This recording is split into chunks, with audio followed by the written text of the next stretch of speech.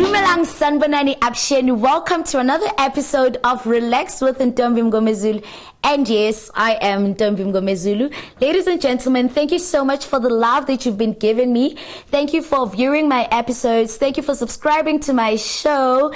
But also, guys, we still need more subscriptions and we still need you guys to view. So please tell your friends, your uncles, your grannies, your grandfathers, like pretty much everyone.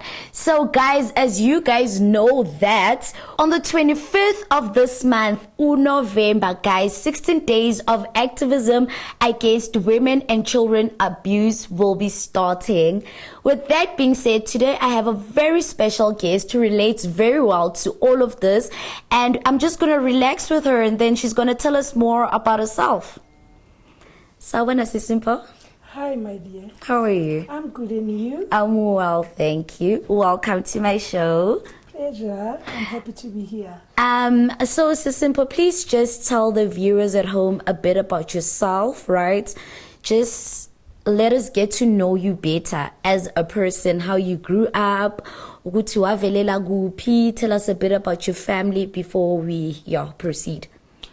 Okay, first of all, let me take the opportunity to thank you for inviting me. Pleasure. And also maybe give me the opportunity again to also tell the viewers that, we are actually trying to change it from being 16 days of activism against women and children abuse to 365 days. Yes. Because the abuse happens every single day. So, but like I'm saying that, today it's all about me telling, the viewers out there, like you said, where I grew up. I grew up in Mohlakeng, Randfontein. All right. I was born as a very spoiled.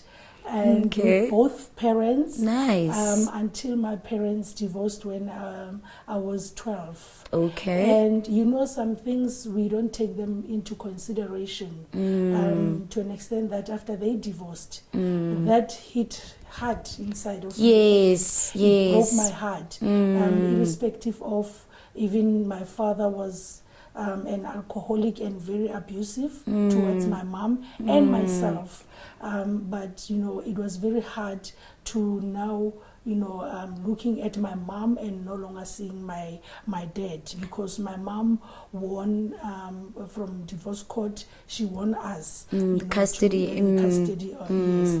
And I remember my dad used to also beat me and taking all these vices and stuff and beat me and saying, when honorable ya mama, what does that mean?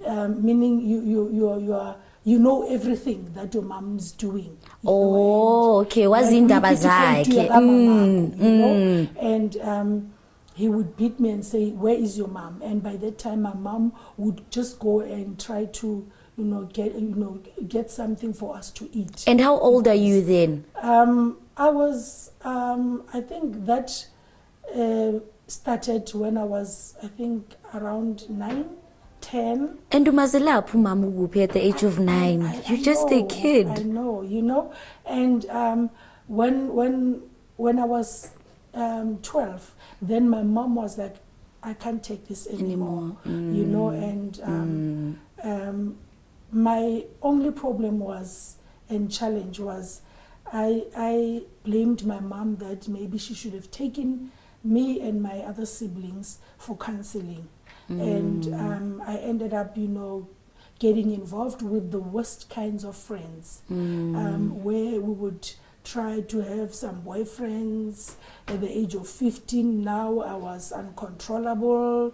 I wanted to do things my way now, and be on the streets and not wanting to listen to my mom and all that, thinking, what can she tell me? I mean, she failed. I need to go out there and live my own life. Okay. She couldn't flipping take care of her life. All right.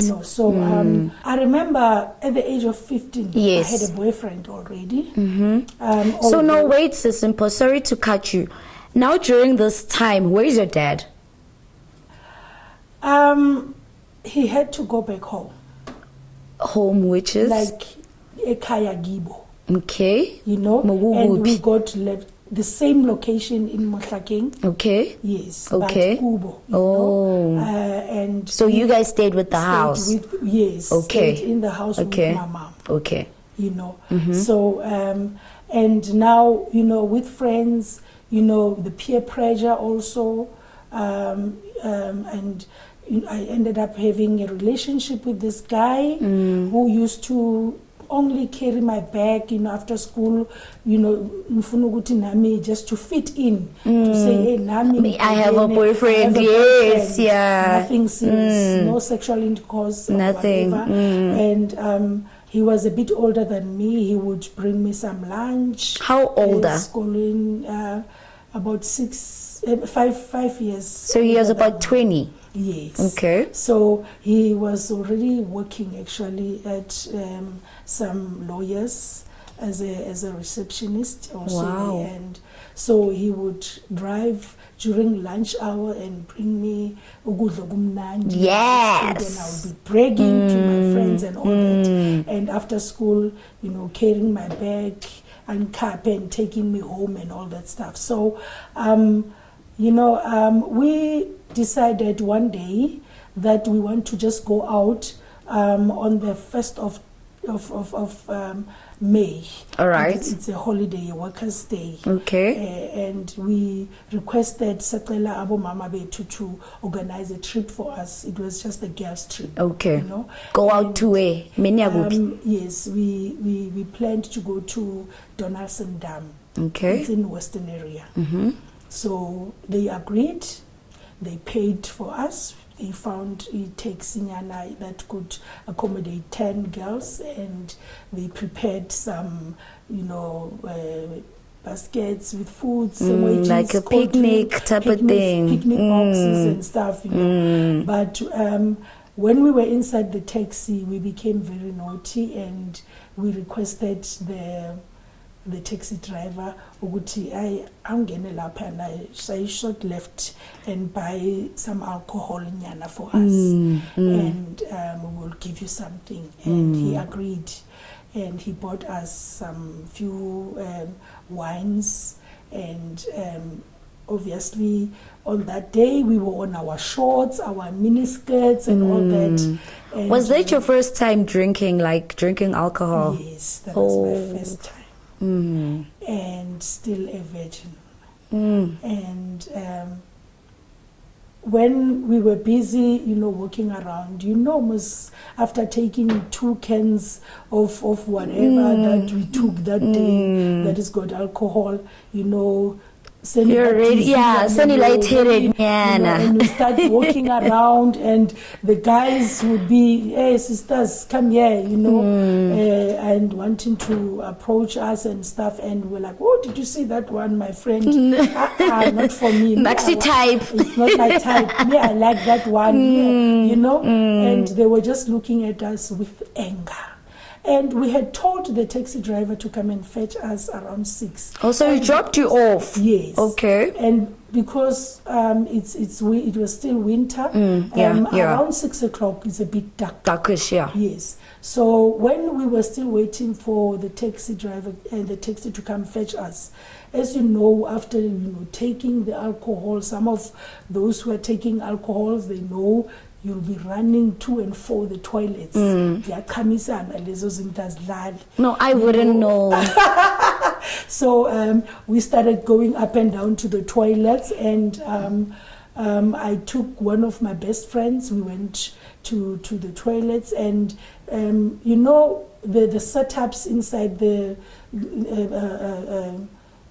parks or whatever, they're a bit far from where people are. Yes. So they put the toilets there. Yes. So we walked, we ran, and when we were busy after, you know, started to come and all that, you know, fixing ourselves, we started laughing and saying, you know, talking and saying, as soon as I get home, I'm just going straight to bed because I didn't want my mom to see that I'm a bit tipsy, you know. And I I saw, a car reversing. A light. It was a bakkie. There was a lights coming towards the door, but because I was under the influence, nagi, and two guys jumped out of that van, and the one had a gun, and the other one waipete ipanga, and put on my friend's neck, and the one with the gun put the gun on my neck and say, "If you dare scream, we are going to shoot you." And they started beating us and say, "Get inside the van." All in all, there were about 9. That includes the driver. They were beating us all over the place. There were about 9? 9 of them. They were beating us every way up until we get to Kagiso near Krugersdorp. What surprises me was, when we get there, one jumped out of the car. They had the keys for one school in Kagiso. We went inside, we drove inside, he locked again. We went into the back classrooms. They opened a classroom. They had access to everything. I think they were used to doing whatever that they did. And they knew that, during those holidays, so batola, you will get 1 or 2 fishes so wangazo, and so batola abalahlile, and they dragged us inside the classroom, and they started telling us to undress ourselves. All 9 of them? Yes. And there were blankets inside the classroom.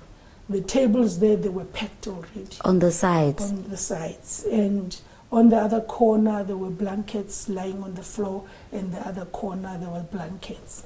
And they started beating us and saying, "Kumulan, undress." And luckily my friend started, because she was scared, she immediately went on her periods, and they started beating her and, saying rude words like, "Ufuna ukuzidlisa inyama ephume igazi," And they said, "But we've got a job for you. You are going to suck all our penises, and we are going to sleep with you." They started falling in a queue, making her to do that. She was vomiting and all that. They were beating her, and they were coming and, changing me the whole night. And remember, like I said, that I was still a virgin. I cried to an extent that no tears could even come out of anymore of my eyes. And I'm going to tell you the honest truth, and the viewers out there, that even now, every the 1st, I went for counseling, but every the 1st of May, I can still smell those guys, their smell. But with me, I decided, let me talk about it, because talking is a healing process. The more I talk about it, the more I heal. It's a healing process to me. I don't know with other people. Not that I want to be known or I want to be a celebrity or whatever. People don't understand why I'm doing all this. But for me to also help, it's like Ngisha inyoni A1 with 2 stones, meaning I'm helping myself and I'm helping someone else there who has went through what I went through. So yes, now getting back to that with helping other people, you said, so what time did you go home? How did you go home from that school? They locked the gate. So you guys probably got there around 6. I guess you meant to drive when landing was 6. Yes. So you probably got to the school around 6. No, it was around 7. 7ish. Yes, because okay. It's a bit distance from Western area to Katlego, to Kagiso. Sorry. Yes. Yes. So so they just left the door open, the classroom door open, but they locked us inside the school. So we tried to get out. I couldn't even lift up my legs, jump. What time there. is it now? It was around 5 o'clock in the morning. So the whole night they were changing me like that, like, laughing, drinking, just satisfying themselves like that. And there was nothing that we could do.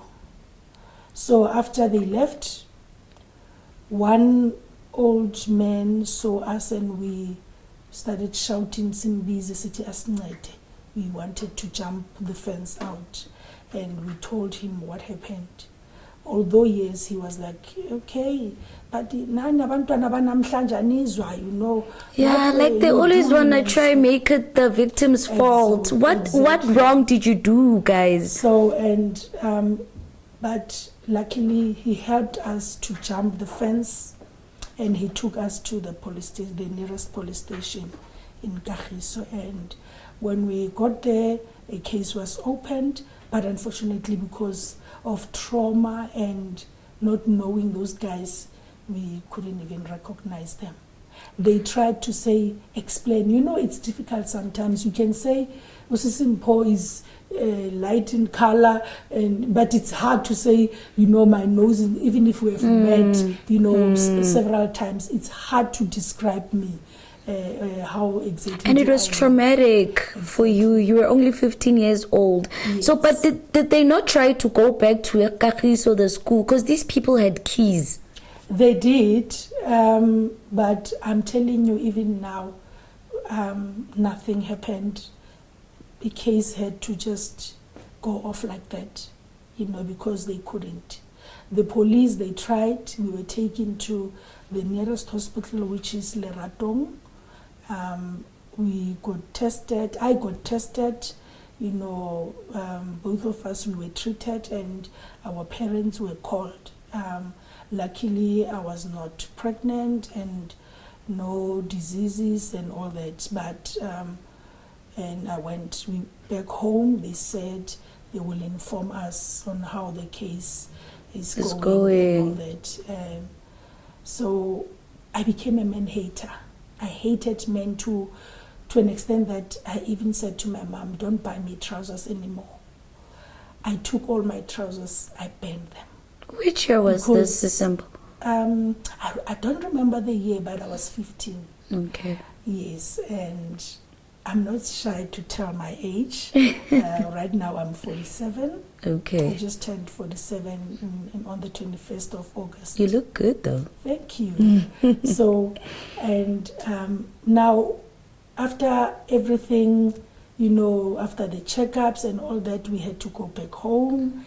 And when we arrived home, obviously, they already heard Uguti, how this happened, because they started coming and finding out how kantini pelelepi, and one heard that we were raped. I was raped, and one woman took the news to others. Yahamba.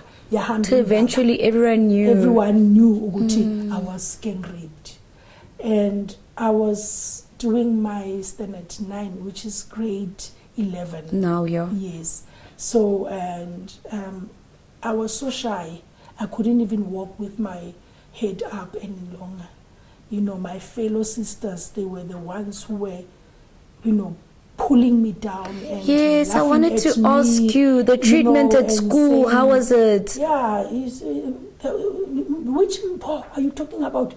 The yellow-bone one, that one who looks cute, who looks beautiful, who thinks she looks beautiful and all that. She was gang raped and all that, and some were laughing at me. So I couldn't bear the pain, and I had to drop out from school. And so now you dropped out of school, but what I want to know is, sometimes I know with some victims, especially when we watch movies and stories, and we also hear stories, banokuthi basabe to tell their parents.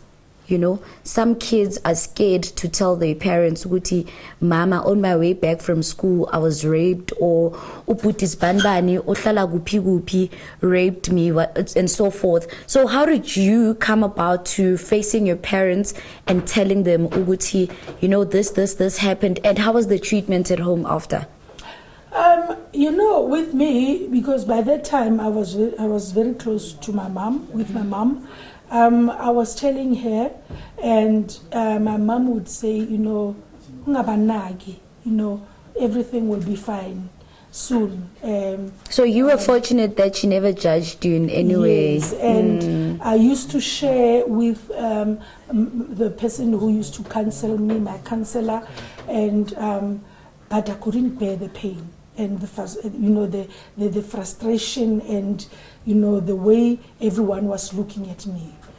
So when I dropped out of school, I had to concentrate on counseling to try and lift up my spirit again. And what happened was with me,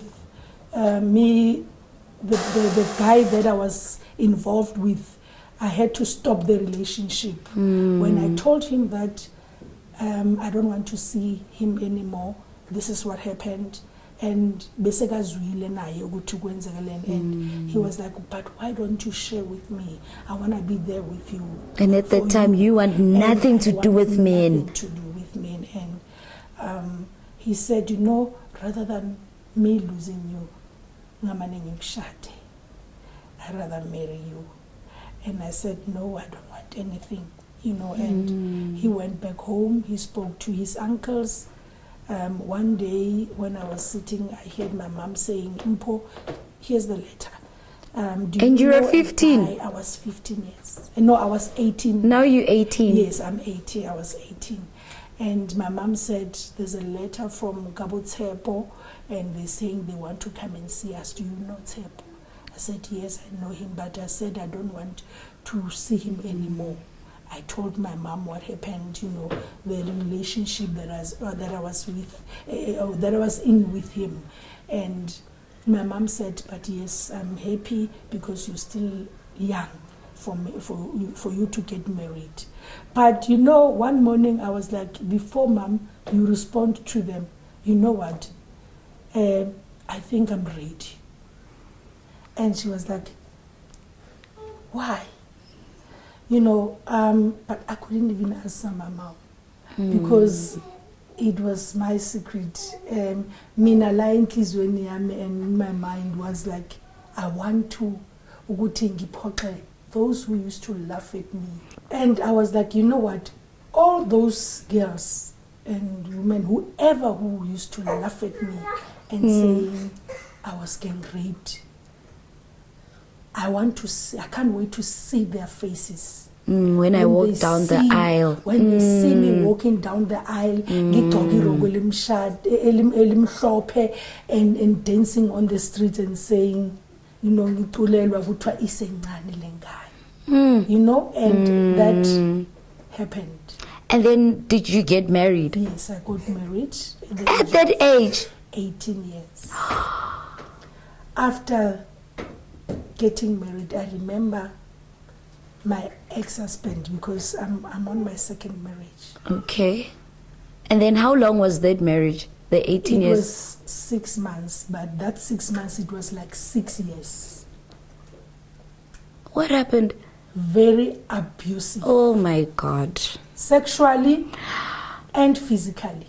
He would beat me and say, hey, you must wear amadugu, long dresses, and you know, you want other men to see you. I bought you, I paid for you. It was like, you know what, I bought this, you belong to me, you know. And imagine, exactly. So he used to take me, he wanted a child very badly. He used to even take me to infertility clinics, even to the sangomas. What? Imbiza. But God said, not now. I couldn't get pregnant. He would beat me every weekend, even at the police station. They knew Uguti Sisi Mpho. they will lock him up. Ngihambe ngiyomkhipha, anginenge. Athi bangibize, and I would go and I would cancel the case. Makabuya futhi phezu kwami futhi. Ngimbophise anginenge. No, it was just for the last time. I repeated the same thing. So lento lena, it was just recurring like that. It was a cycle. And then how did you then get out of that marriage? Guti, what had happened? That last stroke, yabo manje, I'm done. I'm done, yes. It was when now la besekathi ufuna ukungimosha. Because I used to have bruises all over my face. Makanishaya. And sexually, he would scream. Makangena ngegate and say, "Senkhona," and I have to undress myself, be ready, thinking that the more lala nami, the chances of me getting pregnant would be high. Yes. So it was another abuse. Then he would tell me, "Those bruises, they're nothing." And when he had a knife, and he wanted to permanently scar you. Exactly. So I was like, now that's I'm it. done. I'm done. I don't want anything to do with him anymore. How did you get away? Because I see your face is still very pretty. Like, how did you get away from that? After after the degree of divorce, after divorce was finished, he wrote a letter and said he was going to kill me and kill himself rather than losing me. Cycle match. I ran away to stay with a cousin of mine in Devon. My mom, I remember that day, I packed my clothes. My mom, took me into the bars, to Devon, Tewin. And I stayed with my cousin there. I was like indoors all the time, closing myself in, and until my cousin found counseling for me. What is happening? And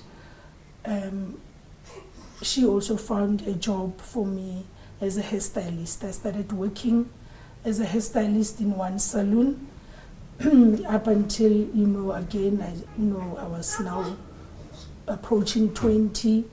That's where I started having some friends, thinking, okay, now maybe life is gonna be better. Boom! There came this handsome guy. The Chris Brown of Mzansi. Wait, he's still in Durban? Yes. Yeah. The Chris Brown of Durban. Yeah. Obekafunwa wonke umuntu, all the girls, and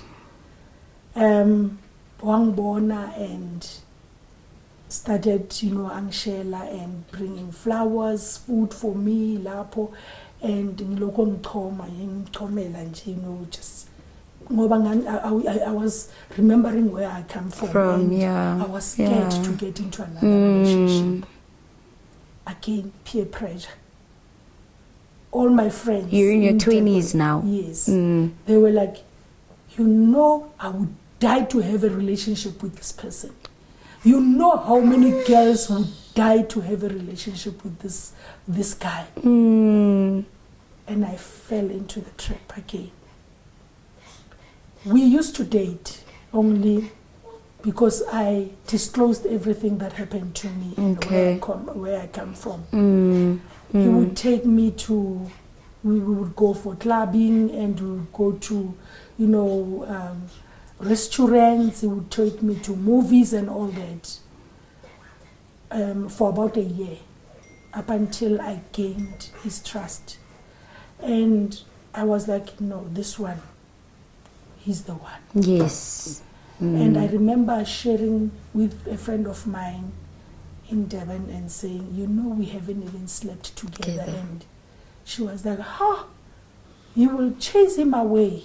He will get somebody else to be sexually active with. Yes, and he will leave you. And I went back and I said, I'm ready.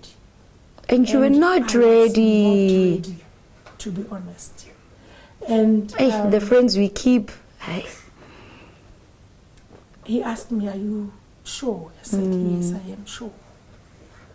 And we started having sexual intercourse, every day like that and stuff. Although it was bringing memories back,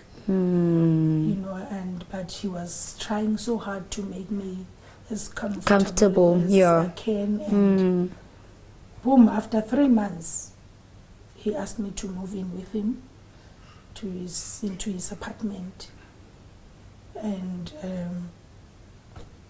I started having morning sicknesses because we were not even using protection. I went to several doctors. You see, my story is a very long story, but just to cut it short, I went to 3 doctors. And these doctors, because I had this continuous flu, they would give me the treatment. I would finish the treatment of the flu, but the flu does not go away. Exactly. But because I grew up, about bronchitis, okay, and yeah. He would be asking me, "Uguti, pathini abo doctor?" And I said, "No, but you know what? No, don't worry. It's this thing I grew up with. If flu nokukhwehlela into zami." Yes. Hey, futhi masesiclaim ama sicknesses kuthi hayi into zami vele. Yes. So all the 3 doctors, they decided, let us take you blood and find out what's wrong with you. Why is this flu not ingapheli? And I was told 3 times that my bloods came HIV positive. And I was like, what? No ways. I was completely on denial stage. And to an extent that, I remember the last doctor, I even said to her, it was a female doctor, I said, "La eThekwini, if you can't cure people, you tell them that they have HIV. They are HIV positive." I even said they have AIDS, not HIV, And I would go out, continue sleeping with him. Still without protection. Without protection. And one morning I started having these morning sicknesses. And I decided, nope, I'm not going to any doctor anymore. I decided to try the local clinics. Bang check, bang tester, and they found out that I was pregnant. Oh, I was on top of the moon. I was so excited that it means the ex-husband is the one on inkinga. It means again, I'm okay. Yes. Now, if I'm pregnant, we are on inkinga. I went back home, organized a romantic supper, dinner with candle lights. And when he came back home, I was like, guess what? I'm pregnant. He pushed everything aside and said, no ways. Tomorrow I'm going to draw money for you and you're going to do an abortion. That child is going to die. Why are you predicting that our child is going to die after everything I told you about? So we ended up fighting. I ran away again, back to my cousins. And now you're running away, you're pregnant? I'm pregnant. He kept on threatening to kick my tummy, miscarry here and all that. And my cousin was like, now this is too much. After beating me very hard, took another bus, came back home in Mhlakeng, Randfontein. I booked at the antenatal clinic after telling my mom. I was told that I'm pregnant. But also, obviously, I had to go and approach the ex-husband, Tuguti. Hey, daughter, do you still want to kill me? And he said, because I can see ukuthi so push You have a baby bump, yeah. unomkhaba, no, and I've got somebody else, so continue with your life. Okay. I'm done with you. I went and I booked. I was told for the 4th time the results came at the antenatal clinic that I tested HIV positive, still on denial stage. I found out when I was 8 months pregnant that it was a placenta previa, meaning ingubo mntwana wanted to come first. And if it had came first, then I was going to give birth to a stillborn. Okay. And I was told to go to the hospital on this day, not wait for me, to get into my labor pains. I went to the hospital and I delivered through cesarean section, Caesar. And they took bloods again. I remember my firstborn, when I looked at him, and I was scared when I was told at the hospital that my bloods tested HIV positive. And I remembered all the doctors and everywhere where I was told, but still I didn't want to believe. I was just happy to carry my son. And we were discharged. I went back home. After 6 months, my son was 6 months, obviously, and the operation was not healing. I decided to go back to the hospital. And when I went back to the hospital in Leratong, I met a very rude doctor. So now wait, may I just cut in there? So 6 months later, obviously your son also did some blood tests and whatever. And now, was he positive? Was he negative? No, I'm coming there. Oh, okay. Yes, because what happens was, they don't test children within the space of 18 months. Okay. Because remember, they start to build their own antibodies. Okay. So it's possible that your child could be negative or positive. So the final results is when the child is 18 months, which is 1 year, 6 months. Okay. And this doctor turned the file towards me and said, when you were admitted here in the hospital, check, you were tested 3 times, right? I said, yes. Hey, here are the specimens and the results. You are HIV positive. That's why that operation is not healing. A white doctor. And I remember that time, that's when now everything started sinking in. And I said, no ways. So who's going to go first? Me or my son? I remember walking down the hospital corridor that day. And I went into the lift. I pressed the last floor, which was the 8th floor. And I wanted to throw myself down. When I was still busy fighting with the window, the securities came and grabbed me, and I was taken into a room. They made a follow-up. One of the nursing sister, they came and said, but I saw this lady, and they went through my file, and she said, but let me take you back home. Let me take you home. Ube in your mom's care at least. On our way, she asked me, should I tell your mom? I said, yes, you can. And by that time, my mom was also supportive again and said, you know what, it doesn't mean it's the end of the world. But believe you me, my dear, for me, up until my son got to 1 year, 6 months, it was hell, because sometimes I would wake up during the night, and put my ear just to find out if he's still breathing. Oh my God. So I went through trauma. And when he was 1 year, 6 months, they did a test and they found out that he was negative. Oh, I said, thank God.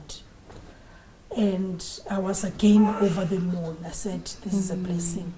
And but at the same time, I started, going back and saying, no, it means maybe you doctors, you were mistaken about me too.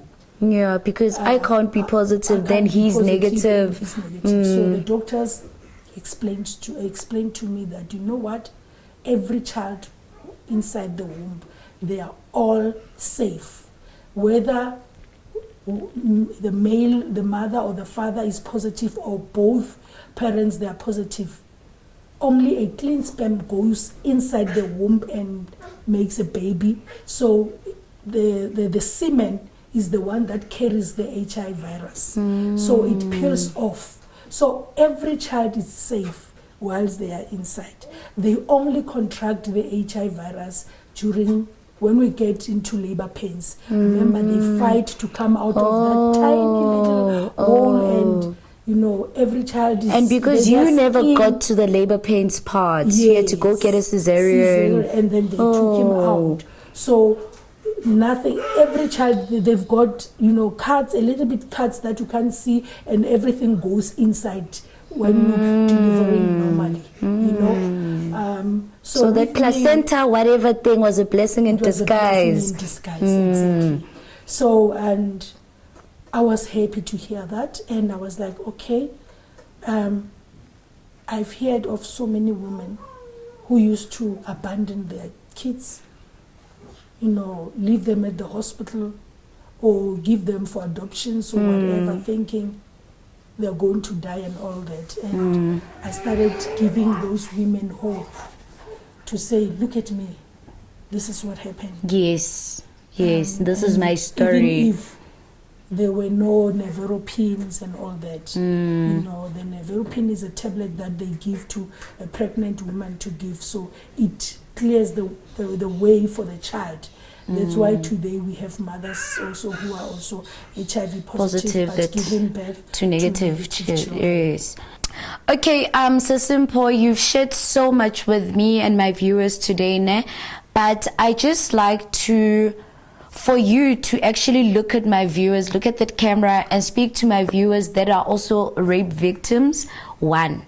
2, that are rape victims and don't want to go out there to speak or are getting threats by their perpetrators to say, Monga kuluma, I'm going to kill you, whatever. Maybe also give them some advice. 3, give advice to parents that have kids that have come to them, Babachel have been raped, so forth and so forth. Uguti, maybe try to accept the situation or accept your kid, never blame them, whatever. Yeah, for now 3. Okay.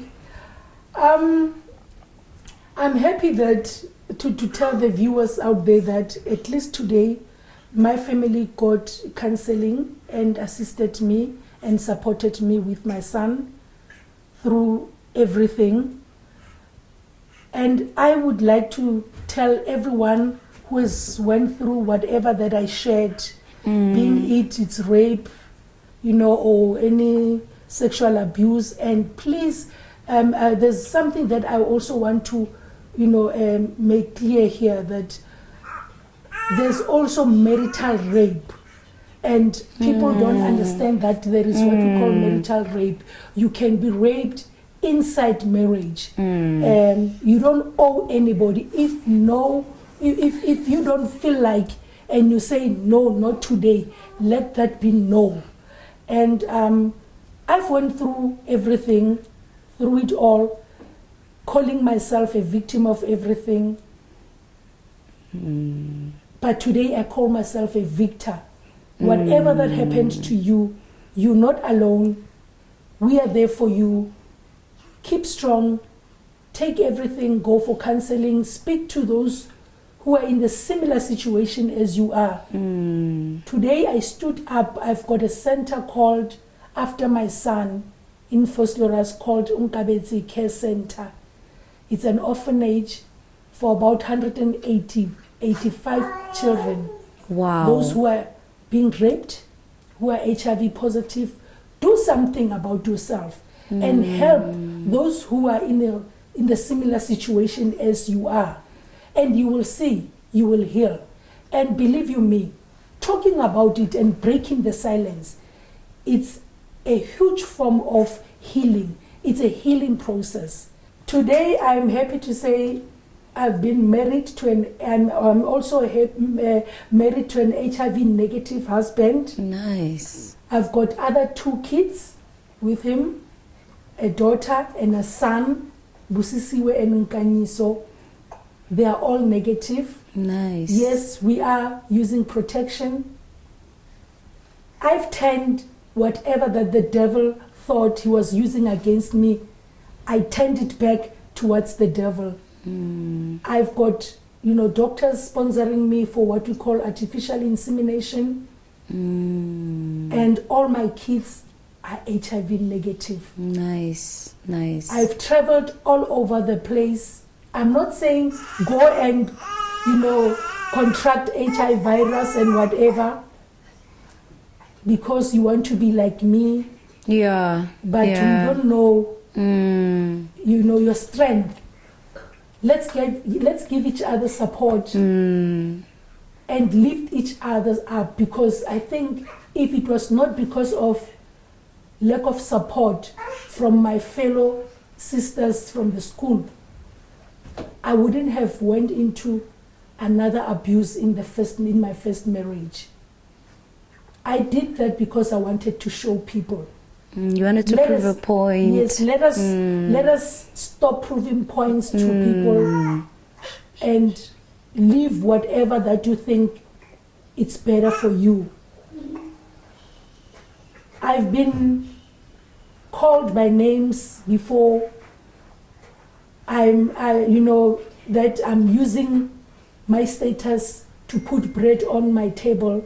But I feel that, it's not about putting bread on the table. It's about helping somebody out there. Somebody listening to this is getting healed right now. Yes. And it's about making a difference. Making a difference in our society. In Unkabeti Care Center, if you can see all the, the cases that I'm faced with, you would cry tears. Young children from about 2 years, they were raped. They've been raped by their own fathers, their own brothers, own uncles. It's bad. It's traumatizing. I have one child within the organization whom they had to remove their womb because of, ukulimala phakathi. The uncle raped her and walimala. We used to see her tummy growing bigger and bigger, kanti ulimele. So they had to remove even the womb. And can you imagine, she's going to grow up knowing very well that she won't have her biological children. So we are trying to, when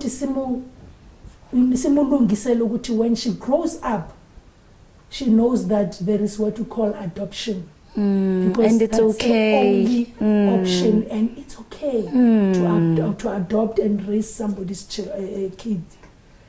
So I would like to say, let's not be only 16 days of activism against women and children.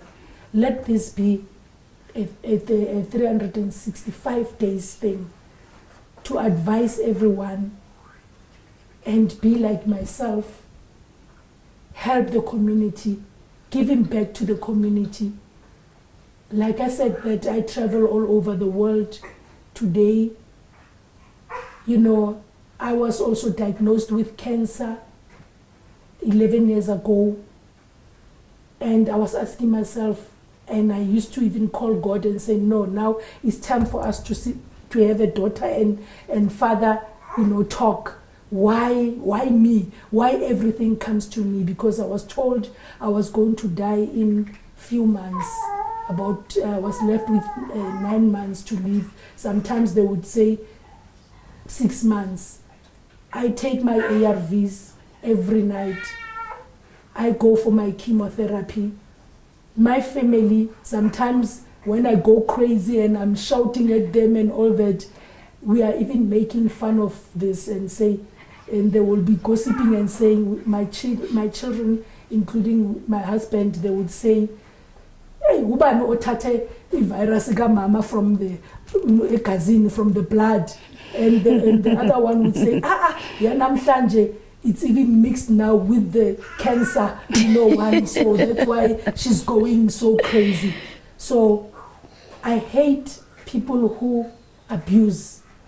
Yes. But also, if you really need help, please contact us.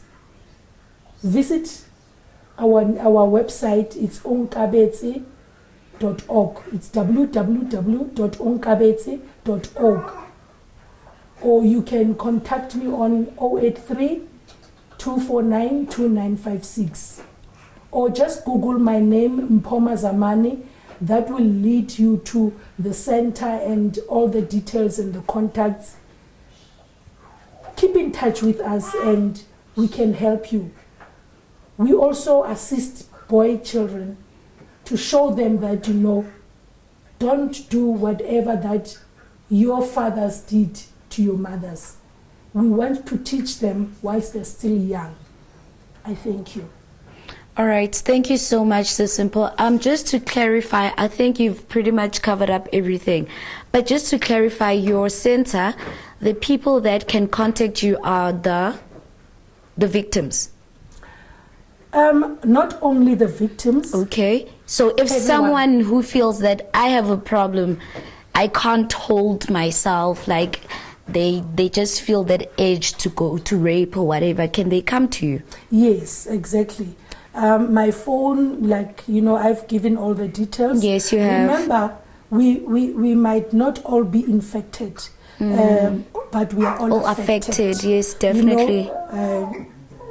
You might not be a victim of rape, but maybe you have somebody closer to you who has went through that you would love to assist. So we welcome everyone and we assist everyone, because right now we've got people getting into, getting the depressions and all that, killing themselves, committing suicide, and it's not good. All right. So I'm here to say, you can live your life to the fullest, irrespective of whatever that happened, and you can have a normal life like any other person out there. That's exactly what I'm doing. Keep whatever, your dreams. You can make your dreams to come true. Don't shut all the gates that you really wanted, ukuthi uzibone zivulegile in your life. Everything is possible in life. I mean, you are.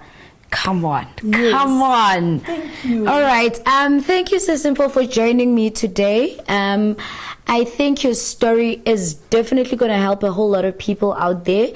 I know a lot of people face about rape and physical abuse, emotional abuse, but then people don't really talk about those things. People are scared to actually come out and talk about these things. And thank you for sitting here with me today and saying, guys, it's okay to speak up. It's okay. Yes, it's okay to speak up. And there you have it, ladies and gentlemen. That was Sisi Mpho, guys. Remember, we are celebrating or promoting 16 days of activism against women and children abuse. Gentlemen, I think you heard her story. It was very sad and it's very heartbreaking ukuthi khona amadoda la esiphila nawo emhlabeni that would do such brutal and evil things. Like, where does that even come from? Now imagine if the same thing was done to your daughter. Imagine if the same thing was done to your niece or to your best friend, your female best friend, or your girlfriend even, or your wife. Do you understand? Like, it's really, I think you can see my face. I'm very disgusted. It's very disgusting to know that we actually have men that are capable of doing such things, that are capable of carrying themselves like that. But anyways, thank you guys for subscribing and thank you for viewing. Guys, please, gentlemen, men, let's try be better people. God bless.